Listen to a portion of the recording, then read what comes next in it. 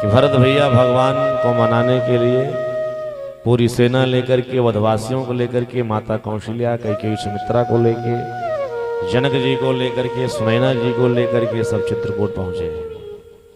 भगवान ने कहा, भरत जी, हमको, आपको, सबको अपने सूर्यवंश की मर्यादा को बचाना है, उसका पालन करना है। जो सम्मान सूर्यवंश के अभी तक हमारे पूर्वजों ने सूर्यवंश को दिलाया है, उस सम्मान को डूबने से बचाना है। कल हम आप सुन रहे थे कि भगवान की बात सुन के भरत भैया समझ गए कि भगवान तो अयोध्या वापस जाने वाले नहीं है। भरत जी ने कहा था, प्रभु आपको 14 वर्ष के लिए वनवास हुआ है, आप चित्रकूट छोड़ करके अयोध्या के सम्राट बन जाओ, अब आपकी जगह पूरे जन्म जन्मांतर जीवन भर वन में मैं रहूंगा। परंतु भगवान ने समझा बुझा करके भरत जी को सांत्वना दिया है। भरत जी ने कहा, 14 वर्ष तक मैं कैसे आपके विरह में आपसे दूर रह करके जीऊंगा, कैसे? इसके लिए मुझे कोई अपना आधार दे दीजिए। तो भगवान ने अपनी चरण पादुका भरत भैया को समर्पित किया कि प्रभु करी कृपा पावरी दीनी सादर भरत शीस धर लीनी, सादर भरत शीस धर लीनी। भगवान ने चरण पादुका दे दिया। अब जरा आप विचार करो, चरण पादुका जो परमपिता परमात्मा ने भरत जी को दिया, तो आप जरा सोचिए, पादुका तो चरणों में पहनने वाली है, खड़ाओं को लोग चरणों में पहनते हैं, लेकिन भरत जी ने भगवान राम के द्वारा प्राप्त की गई उस पादुका को अपने सिर पर धारण कर लिया और सिर पर धारण करके नाचने लगे। संत जन कहते, यही तो है राम राज्य, जिसका स्थान चरणों में होना चाहिए, उसको आज भरत जी ने अपने सर पर पधरा लिया, सर पर धारण कर लिया। राम जी ने भी जीवन में ही किया। जिस केवट आदि निषाद को लोग हे दृष्टि से देखते थे ना, भगवान सबको गले लगाए ना।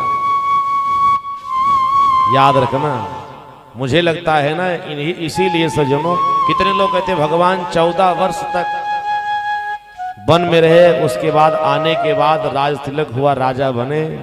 परंतु सच ये है ना, जब भगवान राम जंगल की तरफ चले ना, तब से ही भगवान राम ने राम राज्य की स्थापना प्रारंभ कर दिया। और इसीलिए कौशल्या जी के सदन में जब मिलने के लिए राम जी गए थे ना, तो कौशल्या जी से कहा था कि पिता दीन मोहि कानन राजू,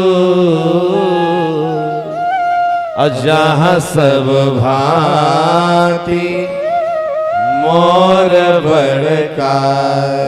पिताजी ने मुझे जंगल का राजा बनाया, और जब से भगवान वन प्रस्थान किए हैं ना, तब से देखिए, जो राम राज्य की परिकल्पना थी, राम राजा बनने के बाद संतों ने जो व्यवस्था बताई है ना, वही तो भगवान राम जंगल जा रहे थे तो वही देखिए। याद रखना, यही राम राज्य है।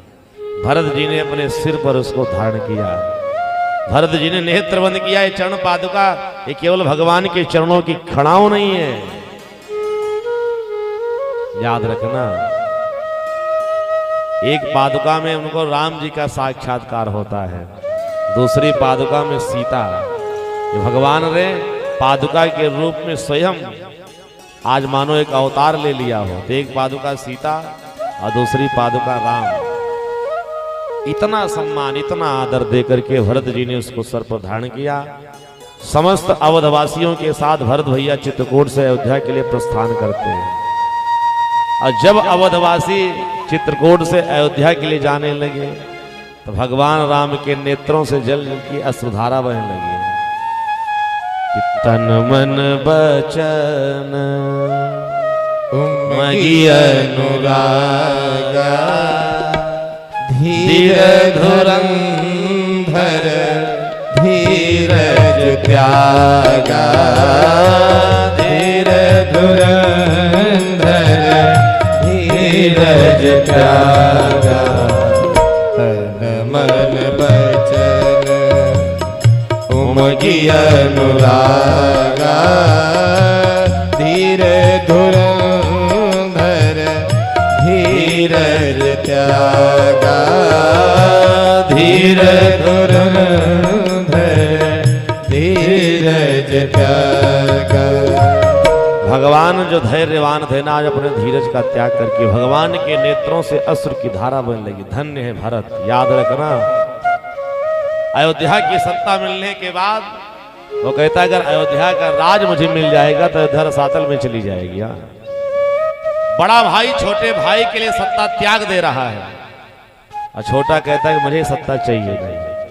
और हमारे आपके यहाँ भाइयों का क्या प्रेम रह गया है। एक हाथ की जमीन के लिए एक भाई दूसरे भाई से युद्ध कर लेता है, लड़ाई कर लेता है, झगड़ा कर लेता है। और याद रखना, उस एक हाथ की जमीन की कीमत अगर जोड़ी जाए 10, 20, 50 हजार, लाख, 2 लाख रुपए, जीवन भर जाकर के कोर्ट कचहरी में लोग मुकदमा लड़ते भाई भाई के खिलाफ। ये राम कथा हमको आपको शिक्षा देनी चाहिए। बड़ा भाई सोचता है मेरे छोटे भाई को राज मिले, छोटा कहता है मेरा अधिकार ही राज्य पर नहीं है, मुझे राज नहीं चाहिए, इतनी संपदा नहीं चाहिए। अगर ये संपदा जबरदस्ती मुझे लोग दे देंगे पृथ्वी रसातल में चली जाएगी। याद रखना, भाई और भाइयों का प्रेम अगर देखना हो तो भरत और राम का प्रेम देखिए। याद रखिएगा, इस राम कथा से समस्त भाइयों को शिक्षा लेनी चाहिए।